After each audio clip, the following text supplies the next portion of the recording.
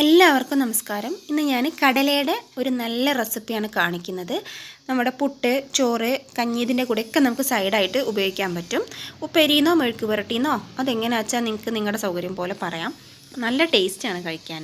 അപ്പോൾ നേരെ നമുക്ക് നോക്കാം. അപ്പോൾ ആദ്യം തന്നെ നമ്മൾ കുതിർത്ത് വെച്ചിട്ടുള്ള കടലയാണ് തലേ ദിവസം. അപ്പോൾ അതൊന്ന് വേവിച്ചെടുക്കാൻ പോവാണ്. അപ്പോൾ ആ കുക്കറിലേക്ക് ഇട്ടിട്ടുണ്ട്. അതിനാവശ്യത്തിനുള്ള ഉപ്പും കുറച്ച് മഞ്ഞൾപ്പൊടിയും കൂടെ ഒന്ന് ചേർത്ത് കൊടുക്കുക.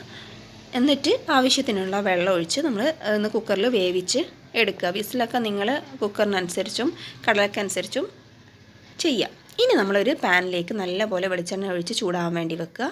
അതിലേക്ക് ചെറുതായി അരിഞ്ഞിട്ടുള്ള ചെറിയ ഉള്ളി കുറച്ച് കൂടുതൽ ഇടണം, അത് മസ്റ്റാണ്. അതുപോലെ തന്നെ കുറച്ച് കറിവേപ്പിലയും കൂടെ ഇട്ട് നന്നായിട്ടൊന്ന് മൂപ്പിച്ചെടുക്കുക.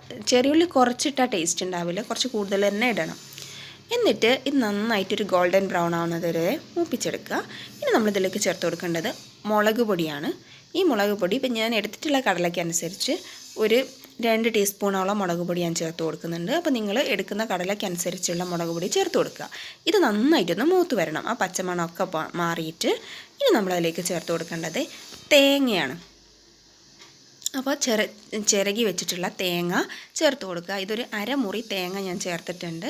കൂടുതൽ ചേർത്താൽ കൂടുതൽ ടേസ്റ്റ്. അപ്പോൾ അത് നന്നായിട്ട് അതിലൊന്ന് മൂപ്പിച്ച് എടുക്കുക.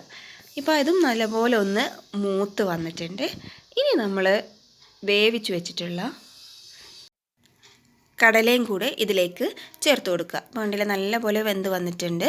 അപ്പോൾ നമ്മൾ ഈ കടല ഇതിലേക്ക് ചേർത്ത് കൊടുത്തിട്ട് അത് നന്നായിട്ടൊന്ന് മിക്സ് ചെയ്ത് യോജിപ്പിക്കുക. കുറച്ച് നേരം ഒന്ന് നന്നായിട്ടൊന്ന് എല്ലായിടത്തും എത്തുന്ന രീതിയിൽ ഒന്ന് ഇളക്കിയിട്ട് ഒന്നൊന്ന് അടച്ചു വെച്ചൊന്ന് ആവി കയറ്റിയാൽ നല്ലതാണ്. അപ്പോൾ നല്ല എളുപ്പത്തിൽ നമുക്ക് ചെയ്യാൻ പറ്റിയിട്ടുള്ള ഒരു ഐറ്റമാണ്. എന്നാൽ ഭയങ്കര ടേസ്റ്റാണ്. പുട്ടിൻ്റെ കൂടെയൊക്കെ നല്ല ടേസ്റ്റാണ്. വെറുതെ ചോറിൻ്റെ കൂടെ പറ്റും, സ്കൂളിലേക്ക് കൊടുത്തയക്കാനൊക്കെ പറ്റുന്ന ഒരു ഐറ്റമാണ്.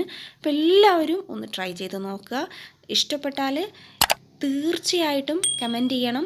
അതുപോലെ വീഡിയോ ഇഷ്ടമായെങ്കിൽ ലൈക്ക് ചെയ്യാനും സബ്സ്ക്രൈബ് ചെയ്യാനും ഓൾ ഓപ്ഷൻ ഒന്ന് അമർത്താനും മറക്കരുത്.